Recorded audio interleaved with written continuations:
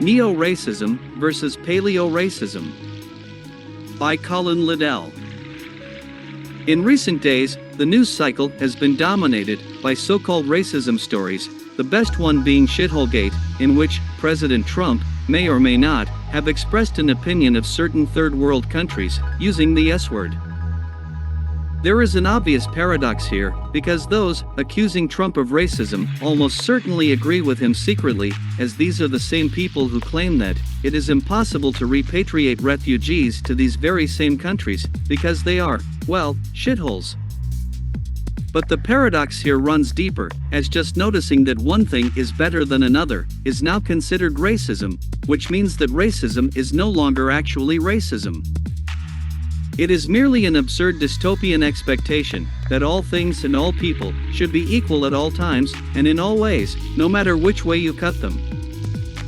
In fact, this extremist viewpoint actually represents the death of racism, as racism no longer means what it originally meant, an irrational hatred of a particular racial or ethnic group.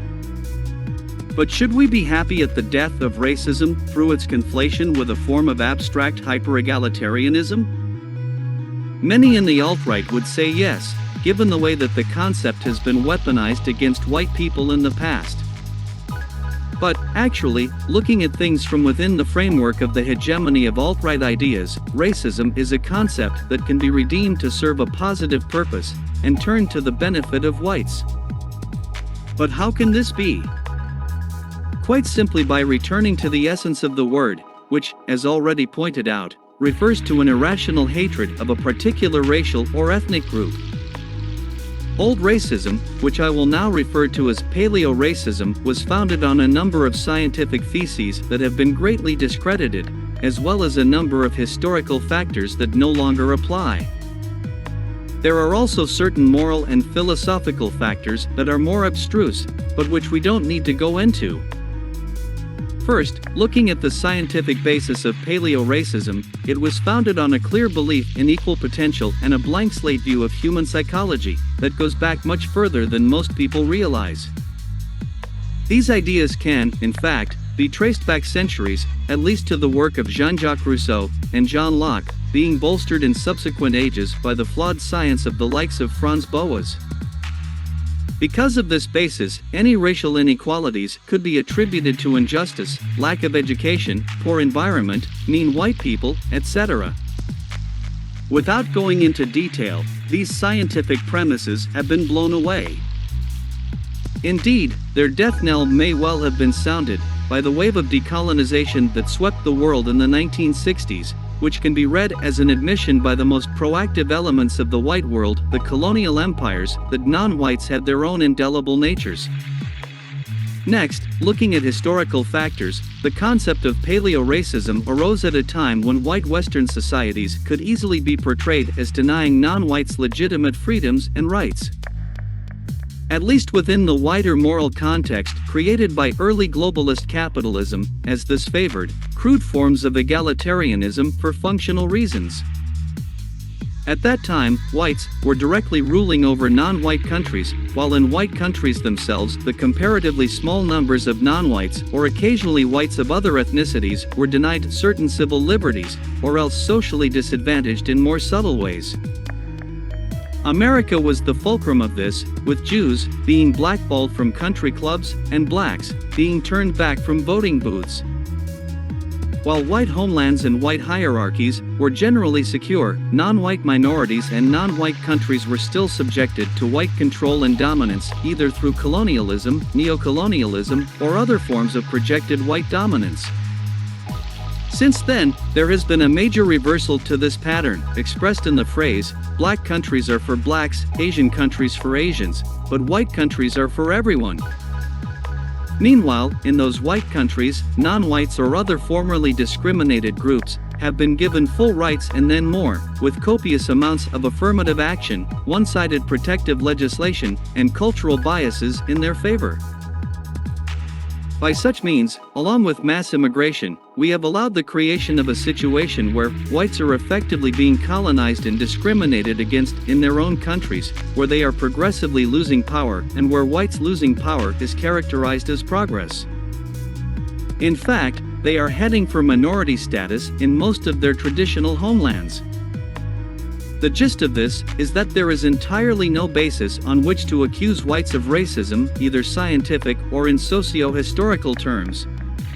It is not blacks or Asians who are giving up large parts of their societies to alien groups, while shaming each other for any unkind words that may be generated by the process. While it is still possible to find the occasional, rare, white paleoracist existing on an individual level, collectively, it can be said, quite objectively, that nowhere does white racism actually exist. Leftists, of course, disagree with this, citing microaggressions, or institutional racism, as evidence that white paleoracism has merely mutated and evolved to survive in the modern era. By this metric, it is also possible to argue that, based on race maps of America showing whites clustering together in white neighborhoods and the fact that whites continue to be richer than blacks or Hispanics, that almost all whites are in fact racist. By the way, that would include practically all white leftists. Also, what about all the negative things that crop up when you discuss blacks in black countries, the shitholes that Trump supposedly referred to, things like poverty, crime, disease, etc.? But once again, let us return to the essence of the word racism, an irrational hatred or opinion of a particular racial or ethnic group. When Trump called Haiti a shithole, was he actually being irrational or wrong in his characterization? Of course, we all know the answer to that, even those who used it as an excuse to pile on the president. We could even say that Trump's comment was a backhanded compliment, as a shithole implies that somebody has actually taken the trouble to dig a hole to shit in, whereas conditions on the ground in Haiti appear to be much worse than this.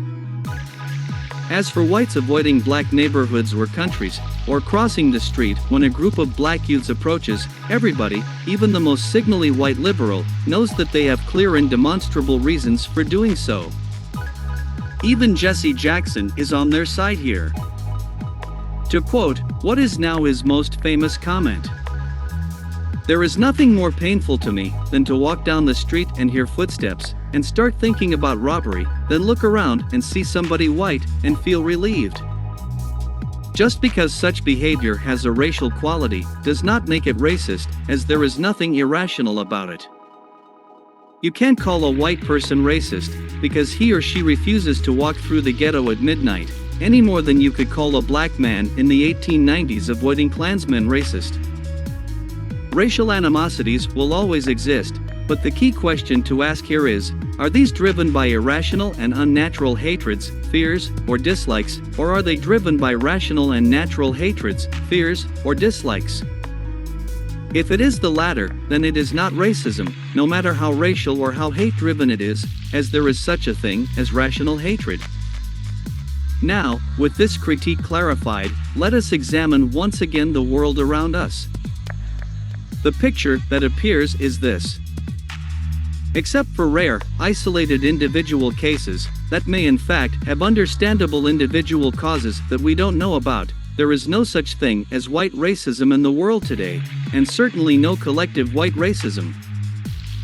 In fact, if anything, a great many whites are involved in reverse racism or anti-white racism that is actively harming the health and interests of their own group.